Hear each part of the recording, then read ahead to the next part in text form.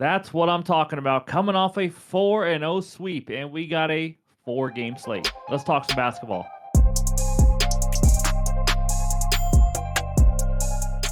What's going on, everyone? Welcome back in to another episode for Just a Bet Outside. I am your host, Steven. That's right. You see that smile on my face? That was overdue. I'll just say that. That 4-0 sweep, much needed, and also 4 sweat-free winners. You don't get that every day, so I got to enjoy it. We'll go over that recap in just a little bit. Quick reminder, Thursday Night Football Best Bets video is out now. I have 2 best bets for the Texans and the Bills. We are on an absolute roll right now in the NFL, so go check that out. But before we get into anything, we got to tell you, obviously, about NOVIG. It is the best social sports book out there. You're betting against your peers. You're not betting against a sports book or anything. You can set your own lines, have people bet against you as well. If you're in those non-legal sports betting states, it's available in quite a few here, and you can see it in all the blue. It is leaving California pretty soon, though. But if you want to sign up using the link below in the description, you can get this awesome promo. Spend $5, get $50. So go check it out. You must be 21 years or older to gamble. If you have a gambling problem, call or text 1-800-GAMBLER. All right, let's get into it. We got a nice little dad joke, so here we go. What did the dad say when he got the universal remote? Man, this changes everything. All right, in this video, we're going to recap yesterday. It was beautiful. Go over the power forward position, talk defenses versus the power forwards.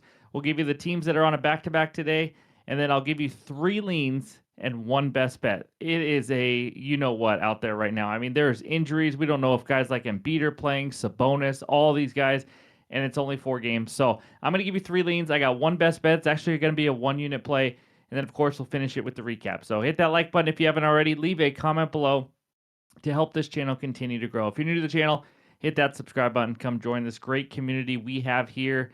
Let's get it rolling. And that means it's recap time. Oh, baby, there it is.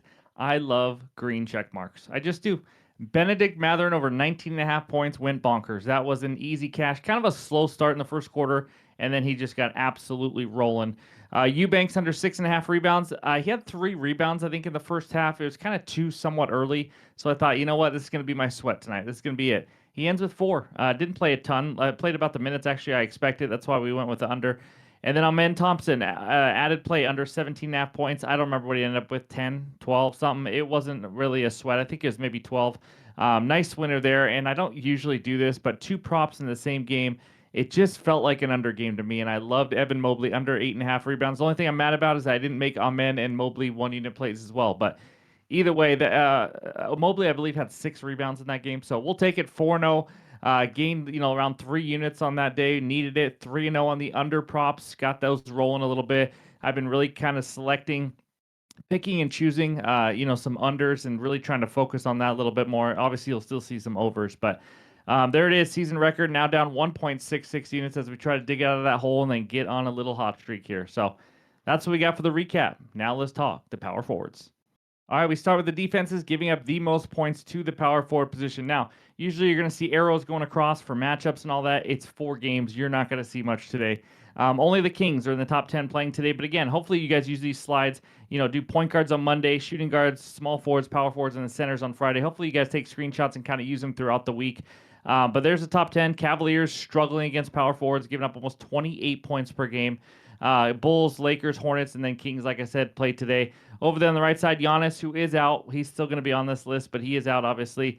Lauri Markkanen having a heck of a season so far. Siakam, Randall, Zion, Miles Bridges, not Mikal, and then Jalen Johnson, who's just playing really good basketball right now. So that's what we got for the points. Now let's check out the rebounds.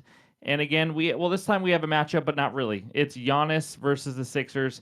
Again, insert another buck if you want, but Giannis is obviously not playing. We just want to show this, in case when he does come back, you kind of see where we're at here. But other than that, Hawks and Grizzlies are playing in the top 10. Cavaliers also giving up the most rebounds to power forwards. How about that? But Karl-Anthony Towns leading the way for power forwards with 12.7 rebounds per game. And there's all the rest of the guys. Now let's go check out the assists. How much do these matter? I'm not sure, like we've talked about, but we do have Giannis up there. Jalen Johnson, 6.5 assists per game, really dishing the ball well without Trae Young, kind of handling that point forward type role. But then you see all the teams over there on the left side. Cavaliers in the top 3 again for most assists. I mean, they just struggle against power forwards in general. You see the Kings up there again as well. So That's what we got if you're interested in any overs. Now, any unders, here are the toughest power forward matchups in the league. Magic and Clippers giving up the fewest points per game. Suns, 76ers, Celtics round out the top 5. You see the Bucks down there also playing today, giving up the 7th fewest. Again, no Giannis, though. That changes their defense. Fewest rebounds allowed to power forwards. You see the Spurs and the Clippers are playing today. No surprise, though. Rockets and Nuggets kind of leading the way there. And then fewest assists allowed, only the Magic are playing. I mean, they're fewest assists in everything, which we'll talk about a little bit later. But Heat, T-Wolves, Suns, and Mavericks also in the top 5. So that's what we got for all the power forward matchups. Now let's check the back-to-backs. All right, 2 of the 8 teams today are on a back-to-back. The Kings playing again 0-2 against the spread on 0 days rest, and the 76ers already playing their 4th back-to-back of the season, and they've done well, 3-0 against the spread. Again, we don't know if Embiid's playing. Maybe these back-to-backs, sometimes Embiid comes in and plays the second leg. That's maybe why they're 3-0 ATS. You know, he's rested and all that. But either way, that's what we got for the 2 teams that are on a back-to-back. And now it's time for some leans. All right, let's talk through a few leans on this small 4-game slate. Yesterday in the leans, I think we went 2-1, maybe 3-0 if the Knicks did pull that out. But let's talk through some. I don't have anything for the Bucks game right now. I mean, Giannis is out, and everything's kind of jacked up for all the, the Rollins props and all these other Bucks players. Maybe Miles Turner's an option, but I don't have anything right now. Maybe I have a bet later. But let's talk 2 leans right now in the Kings Grizzlies game. The first one, Zach Edey double-double. This is a huge man, by the way. This is a very large man, but he had double-doubles at plus 130. I thought if I was over 9.5 rebounds, juiced at minus 135, but I like this plus 130 to also score 10 points with it. It's only his 3rd game back this season, so small sample size. He played around 25 minutes in both of the first 2 games. I'm expecting the same. I mean, they're not putting him out there for 30-plus yet. In those first 2 games, he had 7 rebounds at Cleveland and 11 rebounds at the Spurs. He also had an impressive 14 and 19 rebound chances in those games. Well, 14 is okay, obviously. If you're looking for a double-double, you need more rebound chances than that. But as for points, he also scored 13 and 8 in those 2 games, only shooting 7 for 17. And again, he still almost hit 10-plus in both of those. So I think a decent shooting night gets him to 10 here. His points line is set at 12.5. Facing the Kings, this is a bad rebounding team. With or without Sabonis, I don't know if he plays. Giving up the 4th most rebounds to centers in the NBA, giving up the 9th most points to centers. Edey, obviously a guy who can score around the rim, because that's what he does. He's 7 feet, 100 inches. Kings have given up the 3rd most points in the paint this year. Great matchup. I do like this double-double at plus 130. The next one, his teammate, Vince Williams, over 23.5 PRAs. This guy's usage in minutes went up quite a bit last game without Morant. In fact, in that game, he had 14 points, 9 rebounds, and 9 assists, almost a triple-double. He had 12 rebound chances and 9 potential assists. So again, he had 9 assists on 9 potentials. Keep in mind, whenever we do the potential assists on Mondays and things like that, that is very lucky night. So, maybe he gets more potential assists and he gets near 9 assists again. But 9 on 9 is crazy. So, I mean, you expect if he gets 9 again, he should get 4 to 5 assists or right around there. But he had 13 field goal attempts and only shot 5 for 13 while still going over. Also, Jaren Jackson Jr. is doubtful. Williams is going to be asked to do a lot, probably playing right around 30 minutes again. Facing the Kings, they are awful defensively. They can't stop anyone doing anything. How's that for analysis? 2nd worst defensive rating in the NBA. Okongwu over 1.5 threes is my 3rd lean. What happened? I haven't even looked into it as much. Maybe Atlanta Hawks fans can tell me. Something has gotten into Onyeka Okongwu. In the first 12 games, he never, ever, ever took more than 4 threes. Last 3 games, he attempted 14, 9, and 7. Something happened. Some sort of talk by the coaches happened. He made 8, 3, and 4 threes in the last 3 games. He has made 15 threes in the last 3 games, and you can still get a playable 1.5 line. Now, insane volume. Obviously, if he does keep this up, you're not going to see many 1.5 threes lines. But again, here's the other side of it. It's a small sample size. Hard to know if it's for real or just kind of one of those weird few games or matchups. His minutes are also up, though. He did enter the starting lineup, which obviously helps. 35, 37, and 33 minutes played in the last 3 games. And now he's playing the Spurs.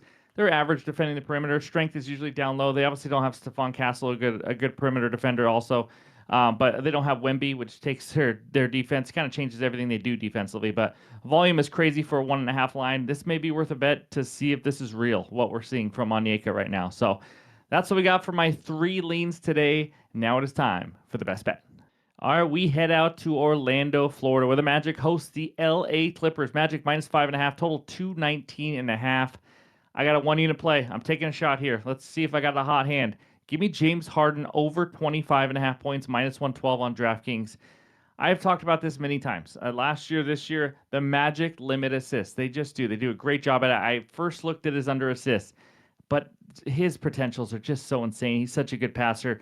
I decided to go over points because that's the opposite. As much as you want to look at under assists, you should look at the points when it comes to the main ball handler of a team, the main scorer, because they play one-on-one straight up like I've talked about all season long. They don't care if they give up 30 to the point guard. They just don't want to allow open threes and all this kind of stuff. So let's talk Harden. Playing at a very high level offensively. And in the last 5 games, as you can see by this outlier screenshot, over this easily in 4 of those 5 games. 28 plus points in 4 overs, averaging just around 33 points per game, absolutely crushing it. And some of those were actually tough matchups versus point guards. As you guys know, I took him under points versus the Boston Celtics. He scored 32 in the second half after a slow second and first half. So this season without Kawhi, he's over in 4 of 7 games, averaging just around 29 points per game. He scored 25 versus OKC. I don't know if you guys know it, but that is more impressive than seeing him score 33 on the Kings. 25 against OKC is not easy to do. Averaging around 30 minutes per game without Kawhi, averaging 20 field goal attempts per game. Obviously, we know he's the main guy here. The best part of Harden's overs is his floor is really high with his free throws, averaging 9.1 free throw attempts per game, shooting 92%, taking 10 plus free throws now in 4 straight games. Now, this dream matchup that I talk about.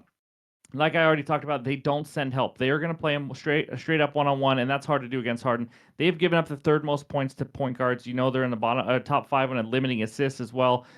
So again, Harden's the king of one-on-one ISO type ball. They are fine giving up 30. They don't care about it. Point guards versus the Magic recently, we saw it. Steph 34, Brunson 31. He had a 24.5 line.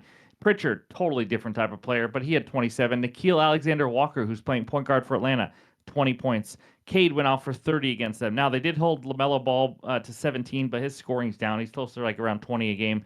But when you defend Harden one-on-one, he will find a way to score. He'll hit that, patented step back. He'll get to the rim and finish, or he'll draw fouls like he always does. His style of play, if I'm being honest, is ugly. He's one of my least favorite players to watch play because it's kind of stopping the ball, but he is extremely talented. There's no question about that. He knows how to score it. He's been doing it constantly. Great matchup here. Give me James Harden over 25.5 points. That is my first and only best bet for the video. Again, if I have an added play, which I may sneak another half unit, maybe I find something I really like for a unit, but don't want to go crazy on just a 4-game slate. So that's what we got. Before we get out of here, let's check out that recap. There it is, the one and only play for the video. James Harden over 25.5 points as a 1-unit play. If you fast forward to this, we also talked about 3 leans. I may add one of those. We will see. But any added plays will be in the pinned comments below. X, Discord, and they always go on the website, justtobetoutside.com. That's the first place they go. Again, that's free to join. That link will be in the pinned comments below as well. But thank you guys for watching. As always, really appreciate the support. Hope you guys have a great Thursday. We'll talk to you soon.